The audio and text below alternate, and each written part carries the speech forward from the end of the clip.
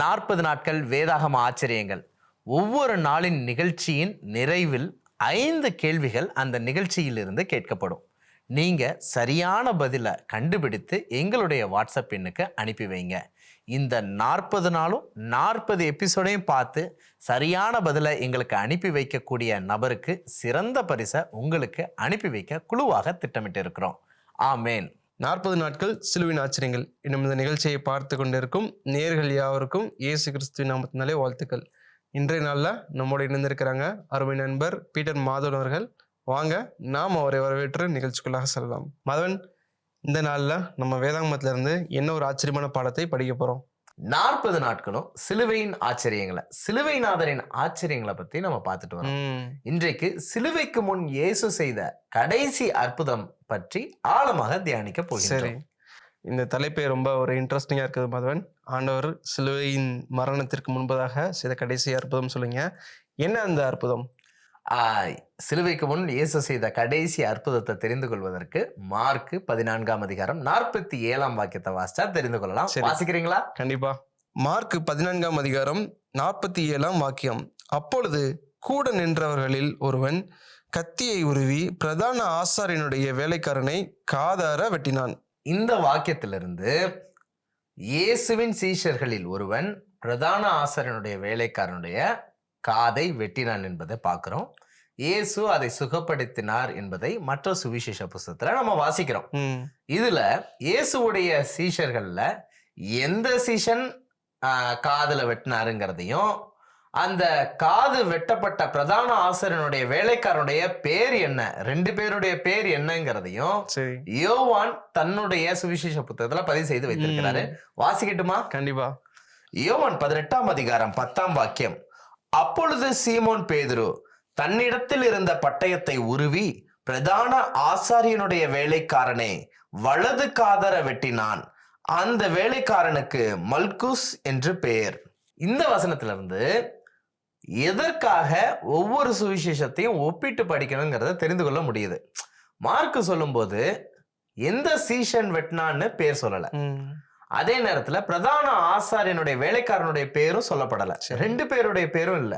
ஆனா இங்க யோவான் சொல்லும்போது இயேசுவின் சீஷன் பேதுரு, சீமோன் பேதுரு காதை வெட்டினாரு. எந்த காதை வெட்டினாரு? வலது காதை வெட்டினாரு. அந்த பிரதான ஆசாரியனுடைய வேலைக்காரனுடைய பேர் என்னது? மல்குஸ் அப்படிங்கறத பாக்குறோம். இவ்வளவு டீடைல்ஸ யோவான் கொடுக்கறத பார்க்க முடியுது. அதே நேரத்துல மற்ற சுவிசேஷங்கள் இப்படி காதை வெட்டினதுக்கு அப்புறம் இயேசு அந்த காதை சுகப்படுத்த ஏதேனும் செய்தாரா என்பதை மற்ற சுவிசேஷங்கள் குறிப்பிடல. சரி, ஒரே ஒரு சுவிசேஷம் தான் குறிப்பிட்டிருக்கு. அந்த சுவிசேஷம் எழுதினவர் ஒரு டாக்டர். யாரா இருக்கும்? லூக்கா தான் இந்த வெட்டப்பட்ட காது சுஸ்தமடைந்தது, சுகப்படுத்தப்பட்டது, இயேசுவால் அற்புதம் செய்யப்பட்டதுங்கிறத பதிவு செய்யறாரு. அந்த வாக்கியத்தையும் வாசிக்கட்டுமா? கண்டிப்பா. லூக்கா 22ஆம் அதிகாரம் 50-51ஆம் வாக்கியங்கள். அந்தபடியே அவர்களில் ஒருவன் பிரதான ஆசாரியனுடைய வேலைக்காரனை வலது காதர வெட்டினான். அப்பொழுது இயேசு இம்மட்டில் நிறுத்துங்கள் என்று சொல்லி அவனுடைய காதை தொட்டு அவனை சுஸ்தப்படுத்தினார். இந்த வசனத்திலிருந்து இயேசு சிலுவைக்கு முன்பதாக செய்த கடைசி அற்புதம் என்னவென்று தெரிகிறது. பேதுரு வெட்டின அந்த காதை இயேசு சுஸ்தப்படுத்தினார், சுகப்படுத்தினார் என்பதை புரிந்து கொள்ளலாம். சரி மாதவன், இதுல இருந்து நமக்கு என்ன ஒரு ஆவிக்குரிய பாடம் சொல்லப்பட்டிருக்குது? இதுல மிக முக்கியமான ஒரு ஆவிக்குரிய பாடம் இருக்குது. இதை எல்லாரும் கவனமாக கேட்கணும். 2 முக்கியமான விஷயம் இருக்கு. சரி, ஒன்று, இப்ப பேதுரு இயேசுவை பாதுகாப்பதற்காக கத்தி எடுத்து என்ன பண்ணிட்டாரு அப்படின்னா வெட்டிட்டாரு. அவர் வெட்டுவதற்கு முயற்சித்திருக்கிறாரு. அது தலை சாச்சோ என்னவோ காதுல பட்டுருச்சுங்கிறத நம்ம பார்க்கலாம். யாரும் காதுக்கு எய்ம் பண்ணிலாம் என்ன பண்ண மாட்டாங்க, வெட்ட மாட்டாங்க. ஆனா இந்த விஷயத்த நல்லா கவனிச்சு பார்த்தீங்கன்னா, பிரதான ஆசாரியனுடைய வேலைக்காரனுடைய காது வெட்டப்பட்டிருக்கு. சுத்திலும் பாத்தீங்க அப்படின்னா சேவகர்களும் வந்திருக்கிறாங்க. அப்படின்னா இது ஒரு பிரைவேட் ஈவெண்ட் கிடையாது, ஒரு பப்ளிக் ஈவெண்ட். சரி, இது தனிப்பட்டு ஒரு மனிதனுடைய காதை அவன் தனியா இருக்கும்போது வெட்டப்பட்ட ஒரு ரகசிய நிகழ்வு கிடையாது. இது பொதுப்படையா வெளிப்படையா நடந்த ஒரு நிகழ்வு.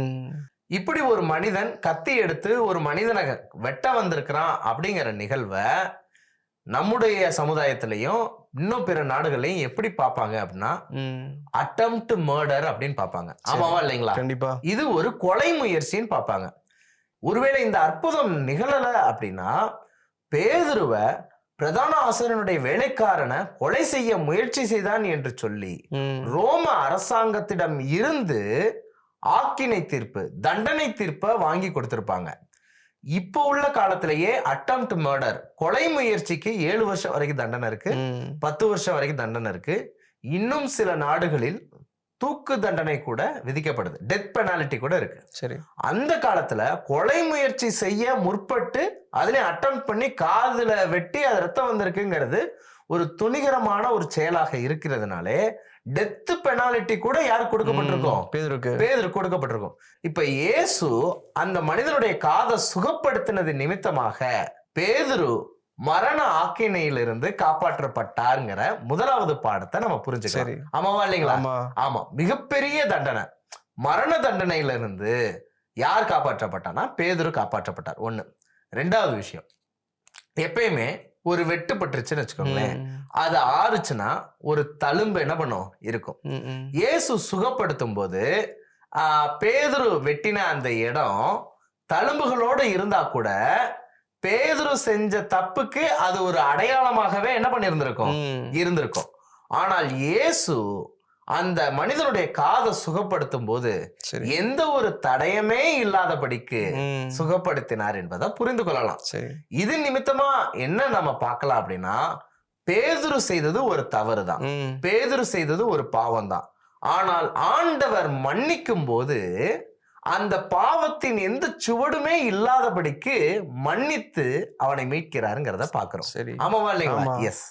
அப்ப பேதுரு செய்த தவறுக்கான எந்த அடையாளமும் தெரியாதபடிக்கு ஆண்டவர் அவனை பூரணமாக மன்னித்து அந்த அடையாளத்தின் எந்த அடிச்சுவடும் இல்லாதபடி செய்து விடுகிறாருங்கிறத பாக்குறோம். இந்த 2 காரியமும் நமக்கு என்ன கத்துக் கொடுக்குது அப்படின்னா, பேதுருவின் மரண தண்டனையிலிருந்து அவனை காப்பாற்றின அதே தேவன் நம்முடைய பாவத்தின் நிமித்தமோ பரலோகத்தின் அரசாங்கத்தின் மூலமாக நமக்கு கிடைக்க வேண்டிய அந்த தண்டனைய இயேசு ஏற்றுக்கொண்டு நம்மையும் மரண தண்டனையிலிருந்து விடுவிக்கிறார் என்பதை புரிந்து கொள்ளலாம். இரண்டாவது, நாமும் அநேக நேரத்தில் நம்மை சுற்றிலும் உள்ள மனிதர்களை காயப்படுத்தக்கூடிய நபர்களா இருப்போம். ஆனா காயப்படுத்தக்கூடிய நபர்களா நம்ம இருந்தாலும் நாம் செய்த பாவங்களை ஆண்டவர் மன்னிக்கும் போது அந்த பாவத்தின் எந்த அடிச்சோடும் இல்லாதபடிக்கு தடையமே இல்லாம அதை மன்னித்து நம்மை புதிய மனிதர்களாக பாக்குறாருங்கிறதையும் நம்ம புரிஞ்சுக்கலாம். அப்ப நம்ம லைஃப்ல இதுவரைக்கும் நம்ம ஏதாவது தவறு செஞ்சிருந்தோம், அது ரொம்ப எவ்வளவு பெரிய தவறாக இருந்தாலும் ஆண்டவர்கிட்ட நம்ம மன்னிப்பு கேட்டு ஆண்டவர்கிட்ட நம்ம ஒப்புரவாகி அவர்கிட்ட வரும்போது ஆண்டவர் அந்த தவற ஞாபகம் வைத்துக் கொள்ளும்படியா எந்த சுவடையும் வைத்துக் கொள்வது இல்லை, முற்றிலுமா அதை நீக்கி முற்றிலுமா அதை அழிச்சு கடலுக்கு ஆழத்துல போட்டு திசைகளுக்கு அங்கிட்டே ஒளித்து வைத்து ஆண்டவர் நம்ம புதிய நபர்களா பாக்குறாருங்கிற நம்பிக்கையின் செய்தி இதுல இருக்குங்கிறத நாம புரிந்து கொள்ளலாம். நாமும் பேதுருவை போன்று எதுவும் முற்கோபியா இல்லாம நம்மை சுற்றிலும் உள்ள சகோதர சகோதரிகளை வார்த்தையை பட்டயத்தோட ஒப்பிடுவாங்க. சில நேரம் நம்முடைய வார்த்தையினால சிலருடைய மனதை வெட்டக்கூடியவர்களா இருக்கிறோம். அப்படிப்பட்ட பண்புகள் நம்மிடத்தில் இராதபடிக்கு இயேசுவை போன்று வெட்டப்பட்ட மனதுடையவர்களையும் சுகப்படுத்தக்கூடிய ஒரு பண்புள்ளவர்களாக, யாருக்காவது காயப்பட்டவங்க இருக்கிறாங்கன்னா நம்ம வார்த்தை அவங்களை சுகப்படுத்தணும். அடுத்த விட்டுட்டு நாம நம்முடைய வார்த்தையினால பிறருடைய மனதை என்ன பண்ணக்கூடாது? பேசுற மாதிரி காயப்படுத்தக்கூடாது. அப்ப சுகப்படுத்துகிற ஊழியத்தை செய்யறோமா, வெட்டுகிற ஊழியத்தை செய்யறோமாங்கிறத சிந்தித்து பார்ப்போம். இதுதான் நம்ம கற்றுக்கொள்ளக்கூடிய ஆவிக்குரிய பாடமா இருக்கிறது. அமேன் சகோதரரே, நல்ல தலைப்பின் கீழாக ஒரு நல்ல பாடத்தை படித்தோம். நிச்சயமா இது எல்லாருக்கும் ஒரு பிரயோஜனமா இருக்கும் நான் நம்புறேன். மீண்டும் ஒரு நிகழ்ச்சியில் சந்திப்போம். தேவன் உங்களோட கூட இருப்பாராக. ஆமென் நண்பரே. பிரியமான நேர்களே, இந்த வேதாகம ஆச்சரியம் நிச்சயமா உங்களுக்கு ரொம்பவே யூஸ்ஃபுல்லா இருக்கும்ட்டு நான் நம்புகிறேன். மீண்டும் ஒரு நிகழ்ச்சியில் நாங்கள் உங்களை சந்திக்கிறோம். அது வரைக்கும் தேவன் உங்களையும் உங்கள் குடும்பத்தோடும் இருப்பாராக. ஆமென்.